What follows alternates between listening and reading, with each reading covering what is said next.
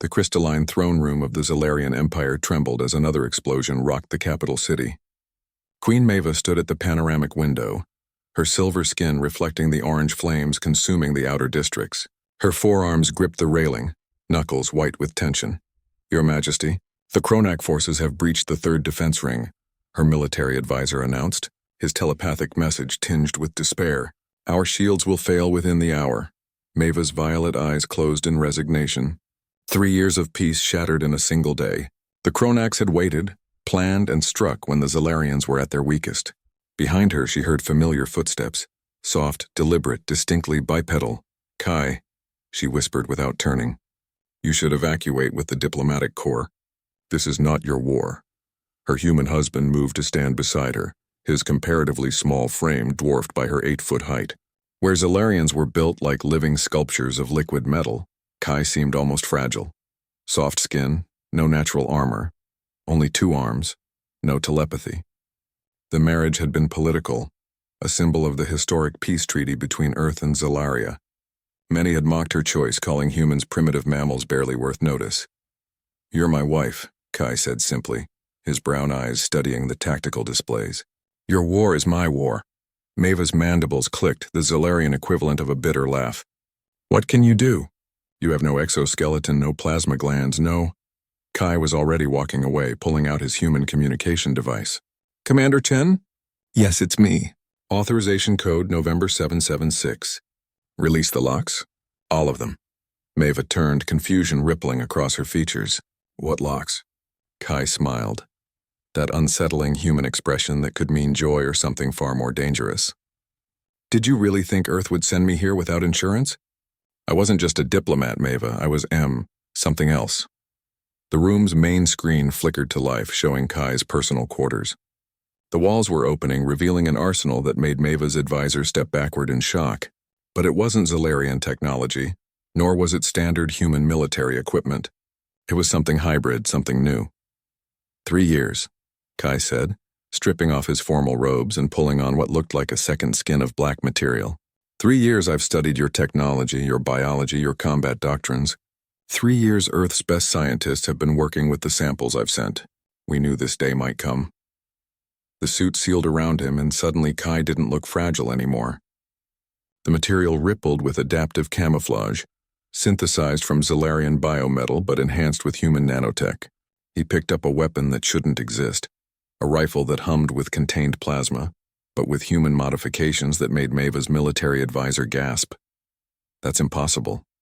The recoil alone would—" "Destroy a Zalarian, yes," Kai interrupted, checking the weapon with practiced efficiency.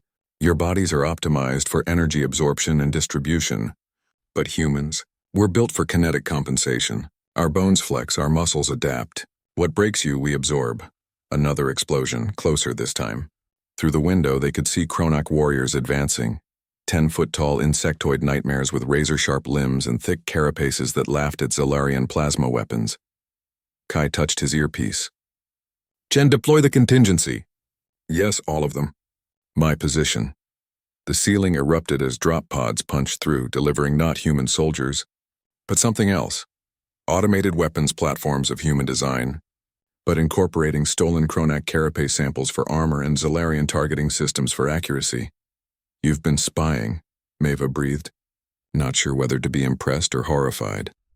"Learning," Kai corrected, moving toward the throne room's main doors. "It's what humans do. We're not the strongest, fastest, or toughest species in the galaxy, but we're the most adaptive. We take everyone else's advantages and make them our own." The doors exploded inward. Kronak warriors poured through, their battle scream making the air itself vibrate. Maeva's guards opened fire, their plasma bolts sparking uselessly off thick chitin armor. Then Kai moved, not with Zalarian grace or Kronak strength, but with something uniquely human, calculated violence mixed with unpredictability. The rifle in his hand spoke in controlled bursts, but not aiming where a Zalarian would. Humans had spent centuries studying anatomy, finding weak points. The plasma rounds found joints, sensory organs, the soft spots between armor, plates that Kronaks didn't know could be exploited. But it was when the rifle ran dry that the real demonstration began. Kai dropped the weapon and pulled 2 smaller devices from his belt. Maeva watched in awe as her husband became something prehistoric, something from Earth's violent past. He didn't fight like a Zalarian, maintaining distance using energy efficiently. He fought like a human, closing distance using the Kronak's own size against them, turning their strength into leverage. The enhanced suit amplified his movements. But the fighting style was purely human, brutal, efficient, terrifying. He rolled under swinging claws, planted explosive charges in joints, used the throne room's architecture as a weapon itself. When a Kronak warrior grabbed him, Kai didn't try to break free with strength. He went limp then rigid, using momentum and physics in ways that made the massive alien stumble into its own allies. Within minutes, the throne room was clear. Kai stood among the fallen Kronaks, breathing hard but unbroken. His suit was torn in places, showing bleeding wounds beneath, but he remained standing, something no Zalarian could have done after such an assault. How? Maeva whispered.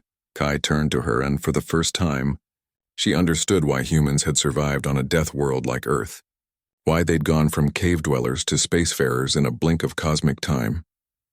We evolved on a planet that tried to kill us every day, Kai said, reloading his weapon as more Kronak forces appeared on the horizon. We didn't become apex predators by being the strongest. We became them by being the most dangerous. He touched his earpiece again. Chen, Phase 2. Send the real force. The sky darkened as Earth's actual military response arrived, not the token peacekeeping force everyone thought was stationed nearby, but an entire fleet that had been hiding in the asteroid belt, waiting. Maeva watched her human husband coordinate the counterattack with ruthless efficiency, and finally understood. The marriage hadn't just been about peace. It had been Earth's way of saying, we choose to be peaceful, but we're always ready for war. The Kronaks would learn that day why humans, despite being physically inferior to almost every other species, had never lost a war they truly committed to winning. They didn't fight like gods. They fought like something far more terrifying. They fought like humans.